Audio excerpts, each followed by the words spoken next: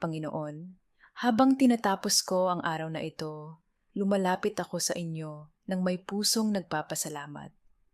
Salamat po sa pag-alalay ninyo sa akin sa buong araw, sa magagandang nangyari, sa mabibigat na sandali, at sa lahat ng aking pinagdaanan.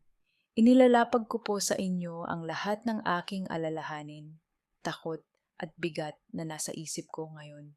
Ibinibigay ko po lahat sa inyo. Pakalmahin niyo po ang aking isip, patahimikin niyo po ang aking puso, at bigyan niyo po ako ng kapayapaang hindi ko kayang hanapin mag-isa. Ingatan niyo po ako habang ako ay natutulog. Takpan niyo po ang aking bahay, ang aking pamilya, at lahat ng mahalaga sa akin. Huwag niyo pong hayaang may takot, pangamba, o masamang panaginip na gumambala sa aking pahinga ngayong gabi. Ipanumbalik niyo po ang lakas ng aking katawan, palakasin niyo po ang aking isipan, at ihanda niyo po ako para sa panibagong bukas. Nagtitiwala po ako sa inyo, kahit hindi ko lubos na nauunawaan ang lahat ng nangyayari sa aking buhay.